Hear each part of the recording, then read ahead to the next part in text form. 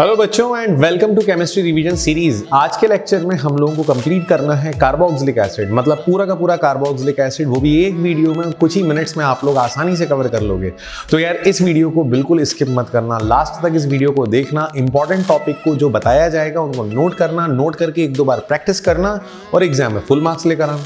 So let's begin.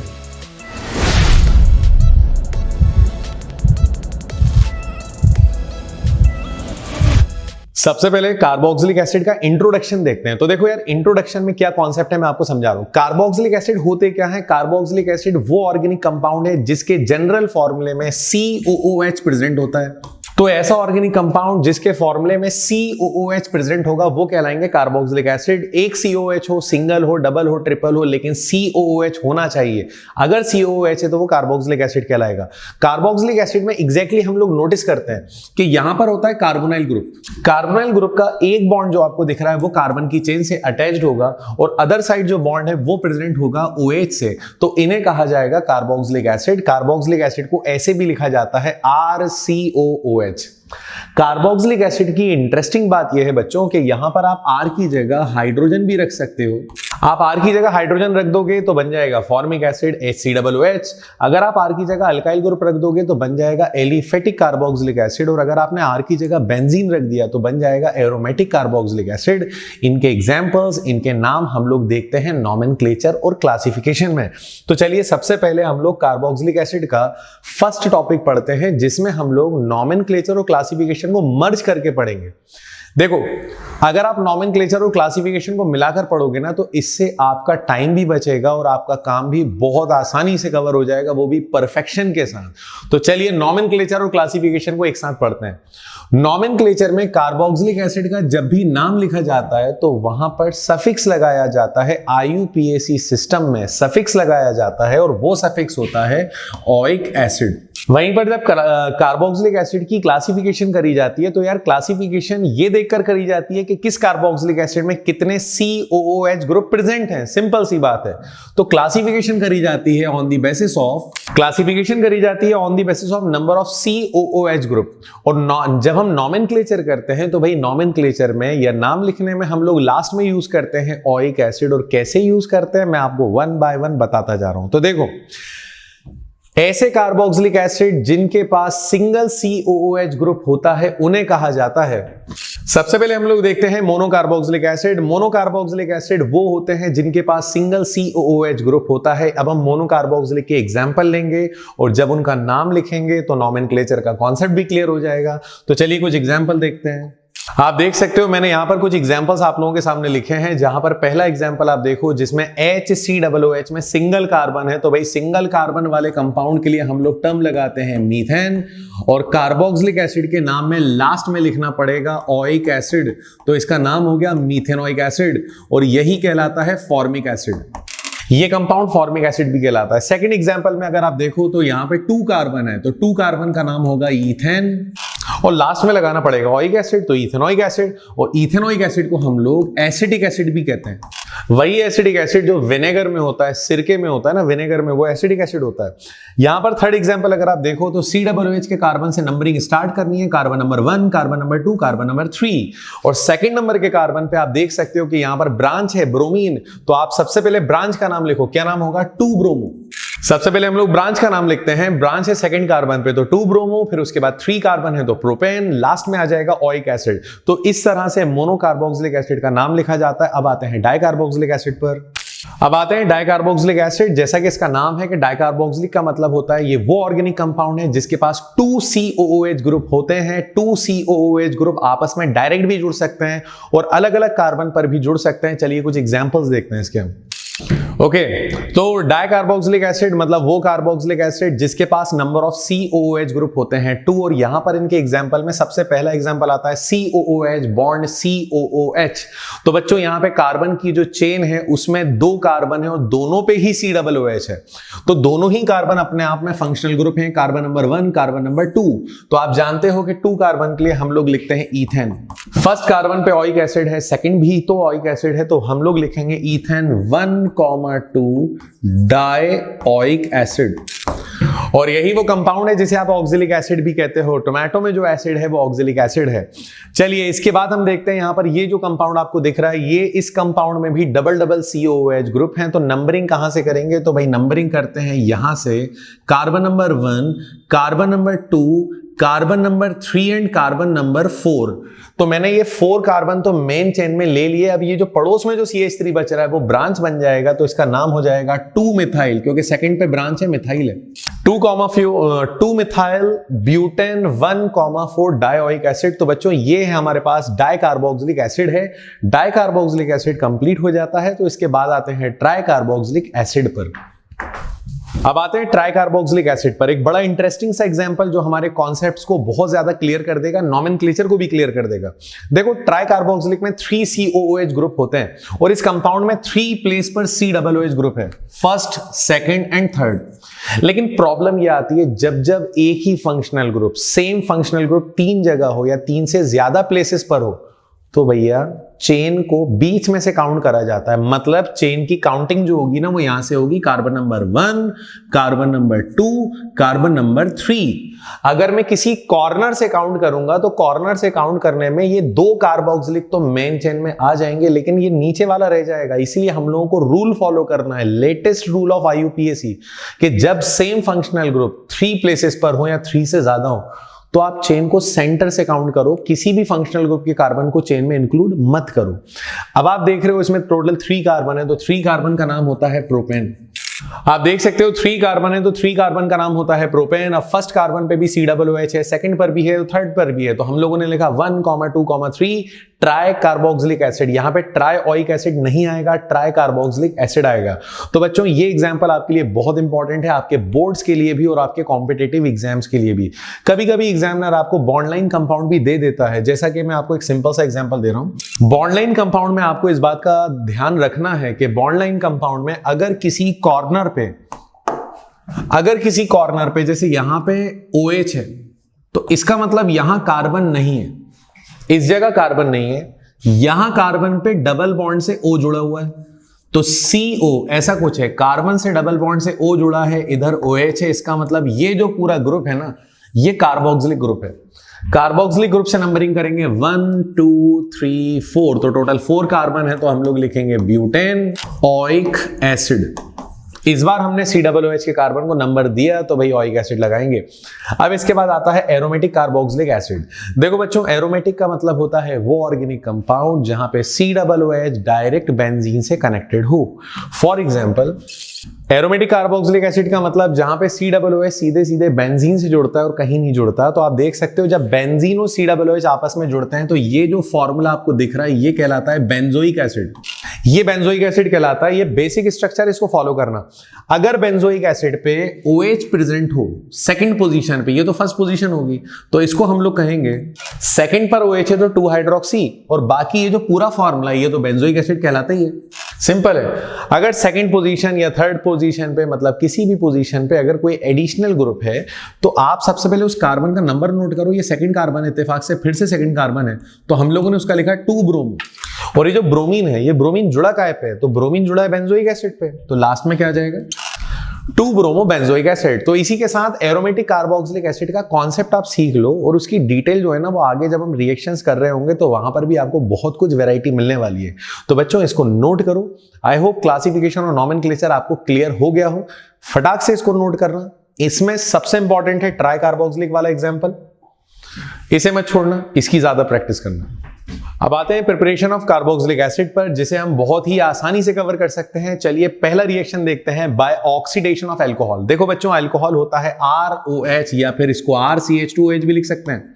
आपके पास alcohol है, अब डिपेंड करता है आप कार्बोक्सिलिक एसिड बना रहे हो लेकिन कैसे बना रहे हो। आप चाहो तो डायरेक्ट बना दो। अगर आप डायरेक्ट अल्कोहल का ऑक्सीडेशन करते हो तो आपको चाहिए स्ट्रॉन्ग ऑक्सीडाइजिंग एजेंट जैसे KMnO4 या K2Cr2O7।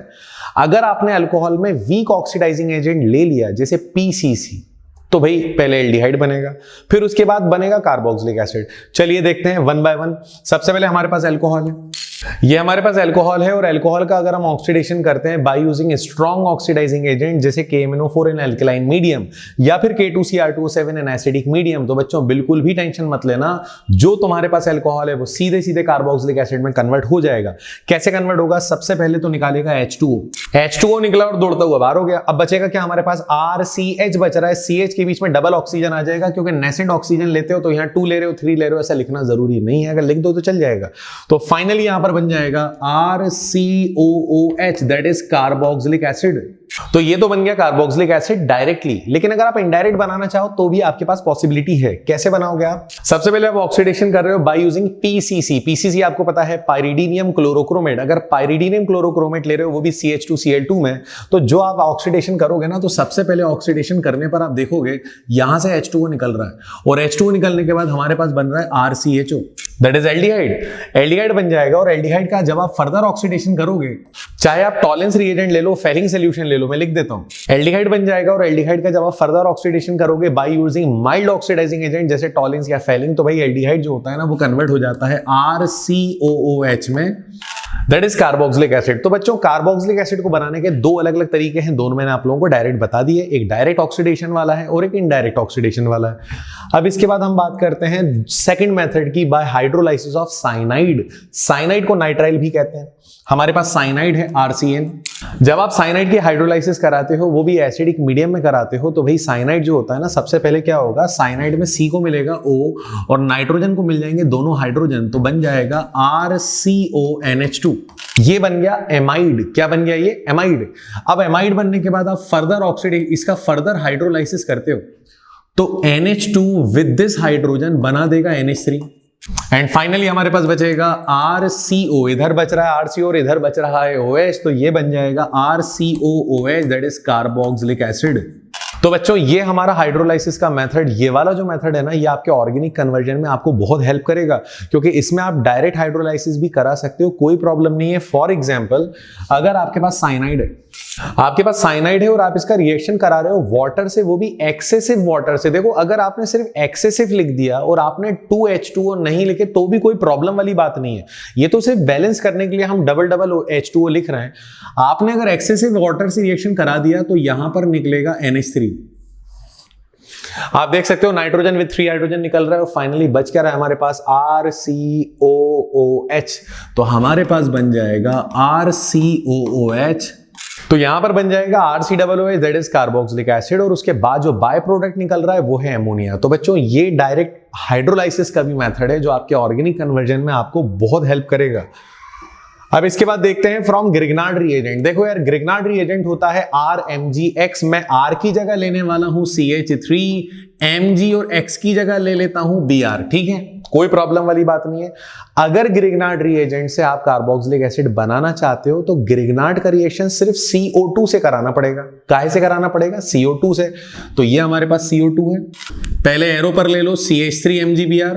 आपने एरो पर लिया ग्रिग्नार्ड रिएजेंट, और ग्रिग्नार्ड रिएजेंट का रिएक्शन करने के बाद हाइड्रोलाइसिस कराना पड़ती है, तो भैया वाटर भी ले लिया, कोई प्रॉब्लम वाली बात नहीं है। रिएक्शन बहुत सिंपल रहेगा। कैसा रहेगा? देखो CH3MgBr में जो कार्बन की चेन है, जिसे आप CH3 रख रहे हो, वो कार्बन की चेन ऑक्सीजन के पास वाले कार्बन से जुड़ेगी और पीछे से आके जुड़ेगी, और ये वाटर का हाइड्रोजन इस ऑक्सीजन से जुड़ जाएगा। तो CH3MgBr अपने कार्बन की चेन देता है, वाटर अपना हाइड्रोजन देता है, और फाइनली अब आप देखो क्या बनेगा। इसका CH3 ले लूं तो ये आ जाएगा CH3। ये जो CO2 है, CO2 के कार्बन पे CH3 जुड़ गया और ऑक्सीजन पे जुड़ेगा हाइड्रोजन, तो डबल बॉन्ड सिंगल हो जाएगा और फाइनली ये बन गया कार्बोक्सिलिक एसिड। और अब आप देख सकते हो बच क्या रहा है, तो क्या बच रहा है, इधर से बच रहा है MgBr, नीचे से बच रहा है OH, तो अलग से लिख देते हैं MgBrOH। तो बच्चों ग्रिग्नार्ड रिएजेंट से कार्बोक्सिलिक एसिड बनाना कोई बहुत बड़ी बात नहीं है। CO2 लो, सीधे सीधे ग्रिग्नार्ड का रिएक्शन कराओ, कार्बोक्सिलिक एसिड तैयार है। चलिए नेक्स्ट मेथड देखते हैं, बाय हाइड्रोलाइसिस ऑफ टर्मिनल ट्राइहेलाइड। देखो यार टर्मिनल ट्राइहेलाइड का मतलब ऐसा कंपाउंड जहां कॉर्नर वाले कार्बन पे 3 हैलोजन प्रेजेंट हो। For example for example CaCl3 जिसे आप क्लोरोफॉर्म कहते हो। अब क्लोरोफॉर्म जो होता है ना, ये वाटर से हाइड्रोलाइसिस थोड़ी करेगा, ये तो हाइड्रोलाइसिस करेगा बेस से जो एक्वस मीडियम में प्रेजेंट है। फॉर एग्जाम्पल हम लोग लेते हैं यहाँ पे KOH, हम लोग लेते हैं KOH। जब KOH लेते हैं तो होता यह है कि तीनों पोटेशियम अपने साथ 1,1 क्लोरीन ले जाएंगे, तो यहां पर पोटेशियम विद क्लोरीन बना देगा KCl, तो टोटल यहां पर बनेंगे 3 KCl। और ये जो तीनों क्लोरीन है उनकी जगह OH आ जाएगा। क्या बनेगा? First OH, second OH and third OH। तो फाइनली ये बन गया ट्राई हाइड्रोक्सिलिक कंपाउंड। और ट्राई हाइड्रोक्सिलिक कंपाउंड बच्चों कभी भी स्टेबल होता ही नहीं है। जब भी ट्राई कार्बोक्सिलिक कंपाउंड बनेगा, ट्राई हाइड्रोक्सिल कंपाउंड बनेगा, तो ये कंपाउंड हमेशा अपने अंदर से निकालेगा वाटर, कभी स्टेबल होता ही नहीं। अब इसने वाटर निकाल दिया, आप बताओ आपके हिसाब से क्या बच रहा है? तो यहां पर बच रहा है HCOOH। तो फाइनली यहां पर तैयार हो जाएगा HCOOH, that is formic acid. और अगर इसी का रिएक्शन NaOH से करा दोगे तो sodium salt of formic acid बन जाएगा, दैट इज सोडियम फॉर्मेट। तो बच्चों ये मेथड हमारे बहुत सिंपल मेथड है, आप लोग इनकी प्रैक्टिस जरूर करो। अब नेक्स्ट मेथड पे आते हैं, एक बड़ी इंटरेस्टिंग कन्वर्जन मेथड जो हमारे सीधे ऑर्गेनिक कन्वर्जन में काम आने वाला है। तो देखो क्या है, अगर आपके पास अल्काइल बेंजीन है और आप अल्काइल बेंजीन का ऑक्सीडेशन कर रहे हो by using alkaline KMnO4 in alkaline medium, साथ में थोड़ा सा डाइल्यूट H2SO4 भी डाल रहे हो, तो ऐसी सिचुएशन में बच्चों होता यह है, वो कार्बन जो सीधे बेंजीन से कनेक्टेड है, जो कार्बन बेंजीन से डायरेक्ट कनेक्टेड होगा, अगर उस पे हाइड्रोजन है तो वो COOH में कन्वर्ट हो जाएगा। रिमेंबर, कार्बन जो डायरेक्ट बेंजीन से कनेक्टेड है, अगर उस पे हाइड्रोजन है तो वो COOH में कन्वर्ट हो जाएगा। कैसे कन्वर्ट होगा? देखो यहां तो सिंगल कार्बन है, कोई प्रॉब्लम नहीं है, सीधे वही का वही कार्बन है, हाइड्रोजन भी है, ये COOH में कन्वर्ट हो गया। अब यहां पे डबल कार्बन है साइड चेन में, डबल कार्बन हो, ट्रिपल कार्बन हो, कितने ही कार्बन हो, हमें ये देखना है कि बेंजीन से कनेक्टेड कार्बन जो है क्या उस पे हाइड्रोजन है। अगर उस पे हाइड्रोजन है तो वो कार्बन COOH बना देगा। अब आपका क्वेश्चन आएगा कि सर आगे वाले कार्बन का क्या होगा? तो आगे चाहे 1 कार्बन बचे, 2 बचे, 3 बचे, 4 बचे, 100 बचे, कितने भी बचे, वो सारे के सारे CO2 में ऑक्सीडाइज हो जाएंगे। तो याद रखना, carbon which is directly connect with benzene must contain hydrogen. अगर उस पे हाइड्रोजन है तो वो COOH में कन्वर्ट हो जाएगा। लेकिन अगर हाइड्रोजन नहीं है तो क्या होगा? तो देखो जैसा कि आप ये देख सकते हो, ये वाला कार्बन डायरेक्ट बेंजीन से कनेक्टेड है, लेकिन इस पे हाइड्रोजन नहीं है। अब अगर हाइड्रोजन नहीं है और आपने सेम कंडीशन ली अल्कलाइन KMnO4 और डाइल्यूट H2SO4, तो बेटा यहां पे रिएक्शन नहीं होगा, ये करेगा नो रिएक्शन। तो ये मेथड आप जरूर याद रखना। और इसी के साथ हमारा कार्बोक्सिलिक एसिड का प्रिपरेशन मेथड होता है कंप्लीट। आप इसे जल्दी से नोट करो। एक बड़ा इंपॉर्टेंट टॉपिक हमारे बोर्ड्स के लिए और कंपटीशन के लिए, acidic nature of carboxylic acid. देखो बच्चों, कार्बोक्सिलिक एसिड जो होता है ना, वो हाईली एसिडिक होता है। मतलब ऑर्गेनिक कंपाउंड्स के अंदर जो सबसे ज्यादा एसिडिक होगा वो कार्बोक्सिलिक एसिड होगा, even more acidic then phenol. अब आखिर ये इतना एसिडिक क्यों होता है? तो उसके पीछे एक वजह है, हम लोग समझते हैं। हम लोग एक बात जानते हैं कि एसिड उसे कहा जाता है जो अपना H पॉजिटिव आयन डोनेट करे। जो अपना H पॉजिटिव आयन जल्दी से डोनेट कर देगा और स्टेबल आयन बनाएगा, वो ज्यादा एसिडिक। तो कार्बोक्सिलिक एसिड की कहानी समझते हैं। जैसा कि आप लोग देख रहे हो, ये हमारे पास कार्बोक्सिलिक एसिड है। अब इसने क्या करा, एक्वस मीडियम में गया और इसने अपना हाइड्रोजन दे दिया, क्योंकि इसके पास हाइड्रोजन देने के अलावा कुछ और ऑप्शन नहीं है। जैसे ही एक्वस मीडियम में गया, उसने फटाक से अपना हाइड्रोजन दिया। हाइड्रोजन देने के बाद वो बना देता है कार्बोक्सिलेट आयन। अब कार्बोक्सिलेट आयन पे नेगेटिव चार्ज की एक बहुत बड़ी प्रॉब्लम आ चुकी है, जिसका नाम है नेगेटिव चार्ज। कार्बोक्सिलेट आयन का ये जो नेगेटिव चार्ज है ना, ये जो बड़ी सी प्रॉब्लम है, इस प्रॉब्लम को दोनों ऑक्सीजन मिलकर हैंडल करते हैं, मतलब प्रॉब्लम को शेयर करते हैं, प्रॉब्लम को डिस्ट्रीब्यूट करते हैं। तो बच्चों, दोनों ऑक्सीजन रेजोनेंस की वजह से बहुत आसानी से इस नेगेटिव चार्ज को हैंडल कर सकते हैं। कैसे करते हैं? तो आप देख सकते हो, कभी नेगेटिव चार्ज नीचे वाले ऑक्सीजन पे है तो रेजोनेंस की वजह से नीचे वाले ने ऊपर को नेगेटिव दिया, नीचे आ गया डबल बॉन्ड। तो रेजोनेंस की वजह से कार्बोक्सिलेट आयन का नेगेटिव चार्ज बहुत आसानी से डिस्ट्रीब्यूट होता है, जिसकी वजह से कार्बोक्सिलेट आयन होता है मोर स्टेबल। मतलब वो नेगेटिव चार्ज फिनॉल में भी डिस्ट्रीब्यूट हो रहा था, लेकिन फिनॉल में अगर 10% डिस्ट्रीब्यूट हो रहा था, तो यहां पे 80% डिस्ट्रीब्यूट हो रहा है, यहां पे ज्यादा डिस्ट्रीब्यूट हो रहा है। तो स्टेबिलिटी इसकी ज्यादा, even more stable then phenoxide ion. इसीलिए कार्बोक्सिलिक एसिड होता है मोर एसिडिक। तो अगर क्वेश्चन आता है कि compare the acidic nature of phenol and carboxylic acid, तो आप कंपैरिजन भी कर सकते हो, कोई प्रॉब्लम वाली बात नहीं है। अब एक बड़ी इंपॉर्टेंट बात यह है कि जैसे आप देख सकते हो, मैंने कार्बोक्सिलेट आयन लिखा। कार्बोक्सिलेट आयन पे नेगेटिव चार्ज है और वो नेगेटिव चार्ज एक मुसीबत से कम नहीं है, और मुसीबत जितनी ज्यादा डिस्ट्रीब्यूट होती है आयन उतना स्टेबल होता है। कार्बोक्सिलेट आयन का नेगेटिव चार्ज दोनों ऑक्सीजन मिलकर डिस्ट्रीब्यूट कर रहे हैं, इतने में एक उनका फ्रेंड आता है ए, वो कहता है कि भाई आप दोनों अपना नेगेटिव चार्ज डिस्ट्रीब्यूट कर रहे हो, चलो थोड़ा सा मैं भी डिस्ट्रीब्यूट कर लेता हूं। मतलब ए के आने से नेगेटिव चार्ज और डिस्ट्रीब्यूट हो गया, पहले 2 में डिस्ट्रीब्यूट हो रहा था, अब 3 में डिस्ट्रीब्यूट हो गया, तो इसका मतलब नेगेटिव चार्ज का मोर डिस्ट्रीब्यूशन हो रहा है। तो ए जो है वो कहीं ना कहीं एसिडिक नेचर बढ़ाएगा। ए के आने से ए के आने से क्या हो रहा है, नेगेटिव चार्ज डिस्ट्रीब्यूट हो रहा है, तो नेगेटिव चार्ज डिस्ट्रीब्यूट होने से एसिडिक नेचर बढ़ेगा। और बेटा ए जो है ना वो है -I इफेक्ट वाला ग्रुप, क्योंकि -I वाले जहां भी जाते हैं इलेक्ट्रॉन खींचते हैं, इलेक्ट्रॉन खींचेंगे तो नेगेटिव चार्ज को डिस्ट्रीब्यूट करेंगे, सिंपल है, एसिडिक नेचर बढ़ जाएगा। वहीं पे अगर हम बात करें बी की, ये दोनों ऑक्सीजन बेचारे नेगेटिव चार्ज को डिस्ट्रीब्यूट कर रहे थे, अपनी परेशानियों को किसी तरह से संभाल रहे थे।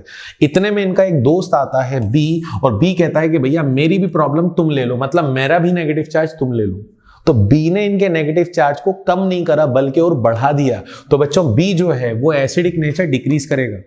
बी एसिडिक नेचर डिक्रीज कर रहा है, और एसिडिक नेचर डिक्रीज करने वाले जो ग्रुप होते हैं वो होते हैं +I इफेक्ट वाले ग्रुप। तो याद रखना आप लोग, -I वाले इफेक्ट वाले ग्रुप आएंगे तो एसिडिक नेचर बढ़ेगा, +I वाले आएंगे तो एसिडिक नेचर कम होगा। बच्चों को लगता है कि सर -I वाला और +I वाला कौन कौन सा है, तो आप कुछ बेसिक याद कर लो।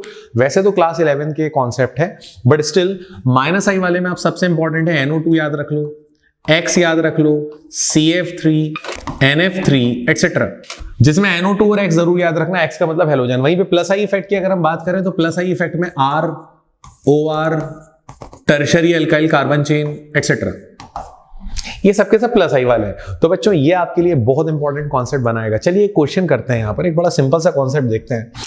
जैसा कि आप देख रहे हो यहाँ पर कि यहाँ पे मैंने 3 अलग अलग कंपाउंड लिखे, तीनों कार्बोक्सिलिक एसिड हैं, तीनों में सिंगल सिंगल कार्बन है, और तीनों के साथ एक एडिशनल ग्रुप जुड़ा हुआ है हेलोजन। कहीं पे फ्लोरीन है, कहीं क्लोरीन और कहीं ब्रोमीन। अब क्वेश्चन ये है कि तीनों में ज्यादा एसिडिक कौन है, तो जहां पे ज्यादा इलेक्ट्रोनेगेटिव ब्रांच आएगी, ब्रांच मतलब ये फ्लोरीन, क्लोरीन या ब्रोमीन, जहां जितनी ज्यादा इलेक्ट्रोनेगेटिव ब्रांच आएगी वहां पर एसिडिक नेचर उतना ज्यादा होगा। तो इसका मतलब फ्लोरीन वाला कंपाउंड ज्यादा एसिडिक है, क्लोरीन वाला कम और ब्रोमीन वाला सबसे कम। तो हम ये कह सकते हैं कि एसिडिक नेचर जो है, acidic nature is directly proportional to electronegativity of branch, मतलब ब्रांच जितनी ज्यादा एसिडिक होगी उतना ज्यादा एसिडिक नेचर बढ़ता जाएगा। ये हमारा पहला पॉइंट हो गया। सेकंड पॉइंट बड़ी इंटरेस्टिंग सी चीज है, acidic nature is inversely proportional to number of carbon in alkyl group. देखो यार क्या होता है, अल्काइल ग्रुप जैसे COOH से कनेक्टेड ग्रुप जो है, आप देख सकते हो यहाँ पर मैंने आपके सामने 3 डिफरेंट फॉर्मूले लिखे। पहले फॉर्मूले में COOH के साइड में कोई कार्बन चेन नहीं है, मतलब जरा सा भी +I इफेक्ट नहीं है। सेकंड वाले में मिथाइल ग्रुप है, थोड़ा +I इफेक्ट है। यहाँ इथाइल ग्रुप है, यहाँ थोड़ा ज्यादा +I इफेक्ट है। तो बेटा जैसे जैसे कार्बन की चेन बढ़ती जाएगी +I इफेक्ट बढ़ेगा, एसिडिक नेचर कम होगा। इसका मतलब इन तीनों में सबसे ज्यादा एसिडिक है फॉर्मिक एसिड, फिर उसके बाद एसिडिक एसिड, एंड देन उसके बाद है प्रोपियोनिक एसिड। तो आई होप आपको ये कॉन्सेप्ट क्लियर हो गया हो। इस कॉन्सेप्ट के बेसिस पर हमारे कंपटीशन में और बोर्ड में क्वेश्चन आते हैं।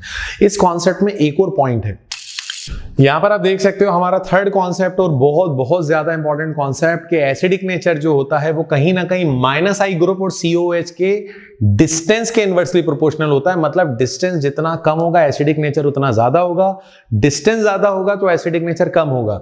जैसा कि आप देख सकते हो फर्स्ट एग्जांपल में COOH और फ्लोरीन बिल्कुल पास पास है। सेकंड एग्जांपल में COOH और फ्लोरीन के बीच का डिस्टेंस बढ़ गया, मतलब एसिडिक नेचर कम। थर्ड एग्जांपल में COOH और फ्लोरीन के बीच का डिस्टेंस और ज्यादा बढ़ गया तो एसिडिक नेचर और कम हो गया। तो तीनों एग्जांपल में सबसे ज्यादा एसिडिक होगा first compound, and then second compound, और सबसे कम एसिडिक होगा थर्ड कंपाउंड। अब स्टार्ट करते हैं chemical properties of carboxylic acid, और इसमें तो बहुत कम टाइम लगने वाला है, बहुत जल्दी हम लोग इसको कवर कर सकते हैं। कार्बोक्सिलिक एसिड का फॉर्मूला होता है RCOOH। तो यहां पर मैं आपको कुछ ऐसे रिएक्शन बताऊंगा जो होते हैं हाइड्रोजन के निकलने की वजह से। फिर उसके बाद सेकंड कैटेगरी में वो रिएक्शन देखेंगे जो OH की वजह से होते हैं, और फाइनली थर्ड कैटेगरी में वो रिएक्शन देखेंगे जो होते हैं R की वजह से, मतलब अल्काइल ग्रुप की वजह से। तो चलिए वन बाय वन एक एक कैटेगरी के रिएक्शंस को देखते हैं। Reaction due to H of RCOOH। तो बच्चों यहां पे H निकलेगा, और ऐसा रिएक्शन जहां पे H निकलेगा वहां कार्बोक्सिलिक शो करेगा एसिडिक नेचर। और आपको पता है अल्कोहल हो या कार्बोक्सिलिक एसिड हो, जब भी वो अपने हाइड्रोजन की वजह से रिएक्शन करता है तो रिएक्शन करते हैं हम एक्टिव मेटल से या बेस से, क्योंकि वो एसिडिक नेचर शो कर रहा है तो आपको बेस लेना पड़ेगा, या फिर आप रिएक्शन करोगे RMgX, that is Grignard reagent. तो चलिए वन बाय वन हम लोग रिएक्शन देखते हैं। तो बच्चों यहां पर मेरे पास कार्बोक्सिलिक एसिड है और मुझे इसका H निकालना है। तो जब मैं H निकालूंगा, अगर इसका रिएक्शन किसी मेटल से करा देता हूं, जैसे सोडियम से, पोटेशियम से या फिर कैल्शियम से, ये एक्टिव मेटल्स होते हैं। तो जब आप एक्टिव मेटल से रिएक्शन कराओगे तो जो भी एक्टिव मेटल लोगे वो हाइड्रोजन की जगह आकर बैठ जाएगा और फाइनली बना देगा RCOOM। M का मतलब मेटल। अगर यहाँ सोडियम होगा तो sodium salt of carboxylic acid, और अगर पोटेशियम होगा तो potassium salt of carboxylic acid. तो ये बन गया सॉल्ट ऑफ कार्बोक्सिलिक एसिड। वहीं पर अगर आपने बेस का रिएक्शन कराया तो बेस के पास जो मेटल है ना, वो मेटल हाइड्रोजन की जगह जाएगा। यहां का हाइड्रोजन इस बेस के OH के साथ मिलकर वाटर निकाल देगा, बचेगा हमारे पास RCOONA प्लस H2। अगेन वही सॉल्ट बन गया, क्योंकि ये कार्बोक्सिलिक एसिड है और ये बेस है, एसिड प्लस बेस मिलेगा तो सॉल्ट बनेगा, सॉल्ट के साथ वाटर निकल रहा है। अगर आप इसका रिएक्शन ग्रिग्नार्ड रिएजेंट से कराते हो तो ग्रिग्नार्ड रिएजेंट का जो R है उसको मैं R' से डिनोट कर रहा हूं। तो यहां का R' कार्बोक्सिलिक एसिड के H के साथ निकलेगा और बना देगा R'H, दैट इज हाइड्रोकार्बन। तो ये तो हो गई हमारी फर्स्ट कैटेगरी। अच्छा, बेस में जरूरी नहीं है NaOH, तो आप KOH ले लो, आप Na2CO3 ले लो, आप NaHCO3 ले लो, तो चलेगा, वो सब बेसिक कंपाउंड है। चलिए इसके बाद हम सेकंड कैटेगरी को देखते हैं। Reaction due to OH of COOH। बेटा ये कैटेगरी इंपॉर्टेंट है, इस कैटेगरी के रिएक्शन जरूर हमारे काम आते हैं। तो चलो वन बाय वन हम लोग देखते हैं। चलिए वन बाय वन इस कैटेगरी के रिएक्शन देखते हैं। इस कैटेगरी में मुझे OH को निकालना है, चाहे तो OH एक साथ निकलेगा या O अलग जाएगा, H अलग जाएगा, ऐसा कुछ रिएक्शन होने वाला है। तो सबसे पहले आप NH3 के साथ हीट कराते हो। देखो जब कार्बोक्सिलिक एसिड और अमोनिया को हीट कराओगे तो ये इंपॉर्टेंट रिएक्शन है। यहां पर OH और इसका H निकलेगा, मतलब वाटर निकल जाएगा, फाइनली बचेगा RCONH2 और ये बन गया एसिडेमाइड, क्योंकि कार्बोक्सिलिक एसिड से निकला तो एसिडेमाइड। अगर आप इसका रिएक्शन PCl5 से कराते हो तो PCl5 को Cl.Cl.PCl3 करके आप लिख सकते हो, अपने याद रखने के लिए, अपने समझने के लिए।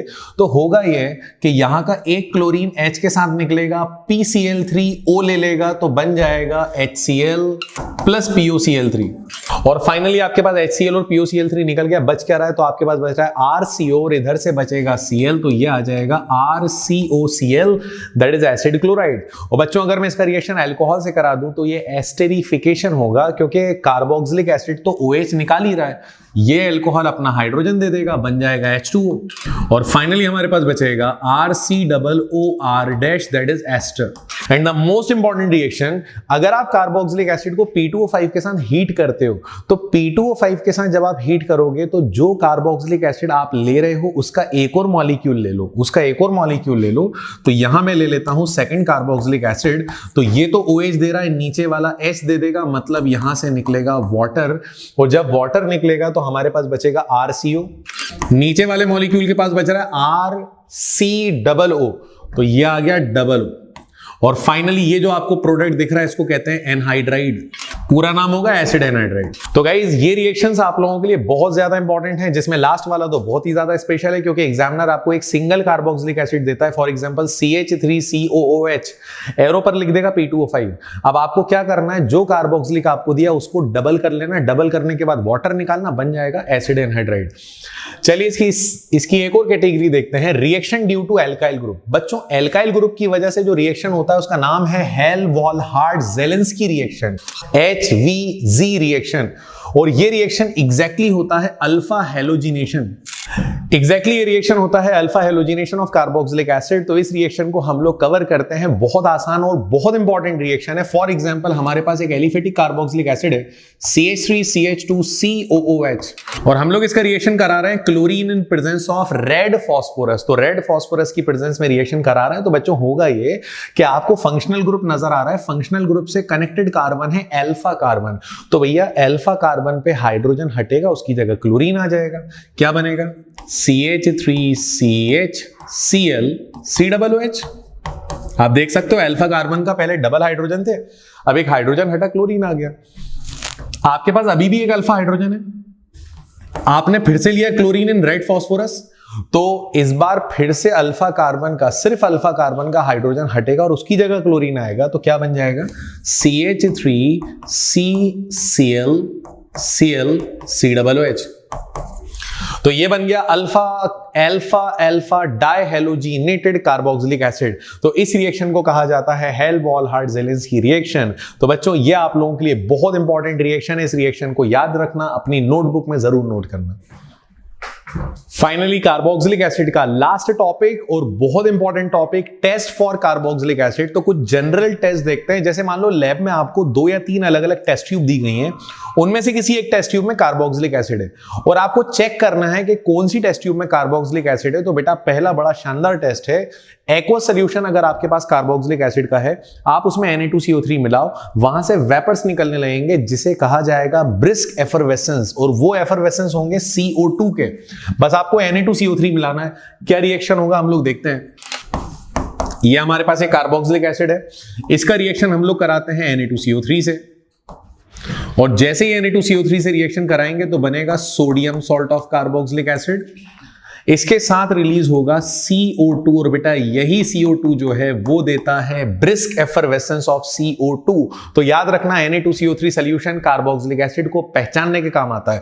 अलग अलग टेस्ट ट्यूब में Na2CO3 मिलाओ, जहां से एफरवेसेंस निकलने लगे समझ जाओ उस टेस्ट ट्यूब में कार्बोक्सिलिक है। सेकंड मेथड जो कार्बोक्सिलिक एसिड को टेस्ट करने के काम आता है वो है FeCl3 टेस्ट।